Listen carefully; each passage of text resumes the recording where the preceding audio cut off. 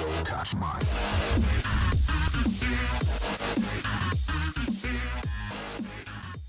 Hey guys, and welcome back to my channel. A quick note before we start, I would like to say that I am sorry about the little XSplit icon down in the lower right corner. I can't do anything about it until after I renew my XSplit account, so just be patient, work with me.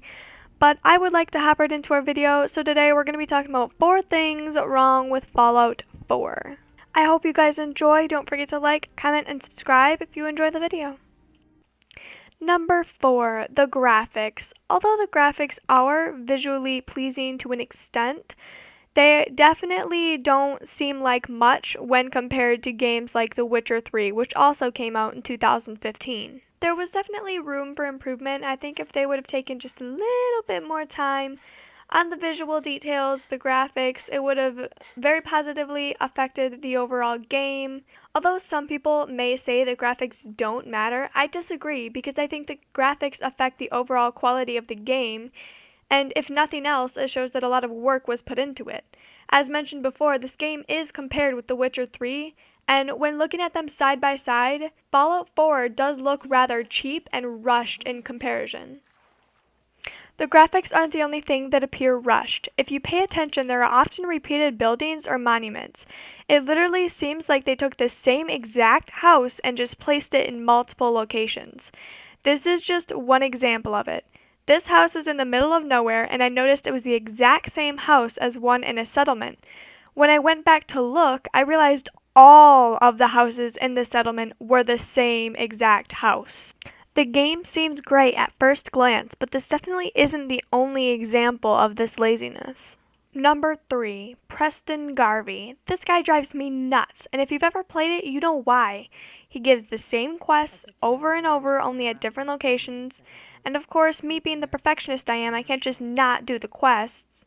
His never-ending string of quests are unrewarding, offering little to nothing in the story or experience side, and they almost left me feeling like the Minutemen was just another faction thrown into the mix. Number 2, the companions. There are a wonderful set of characters that can accompany you in the wasteland, each with their own set of values, beliefs, and personalities. Every once in a while, you'll even get a notification on whether they approve of what you're doing, and they even comment on what you're doing, usually with sassy responses that make you want to kick them in the butt. And although the companions are great, there's still a lot that could be fixed, and most of it is issues that carried over from previous games. When walking with a companion, you notice they often lag behind or take a second to respond to your commands.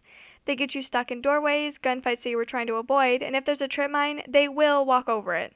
It's definitely easier to go without a companion unless you're the type of person who picks everything up and needs someone to haul your extra junk.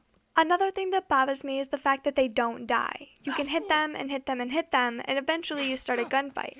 When you shoot them to the point of no return, they lie on the ground until their health regens, and then they just get back up and continue shooting at you. If you manage to make them mad, you've made an enemy, and you generally have to go back and reload. I would understand if they did this with characters such as Valentine, who is a piece of the story, but this is for every character, even the ones that don't matter in the long run. And finally, the most irritating thing, they do not shut up. And they say the same one-liners over and over and over, and, well, see for yourself. Strong want to smash something. Getting late. Do my best work after dark anyway. It's getting late. Maybe we should look for shelter. Fist was weak leader. Strong glad to be rid of him.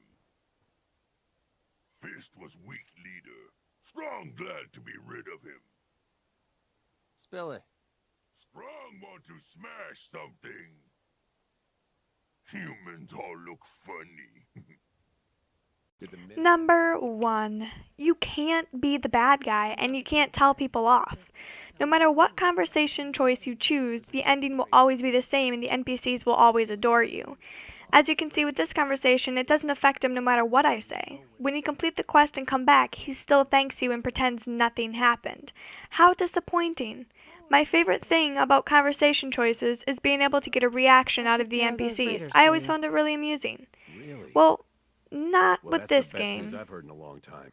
Hope you guys enjoyed. Don't forget to like, comment, and subscribe if you did. Comment down below and let me know what you guys thought of Fallout 4. If I had to rate it 1 through 10, I'd probably give it either a 6 or a 7. I know this video is kind of late, but I've been playing it a lot recently, a lot more than I did when I first got it.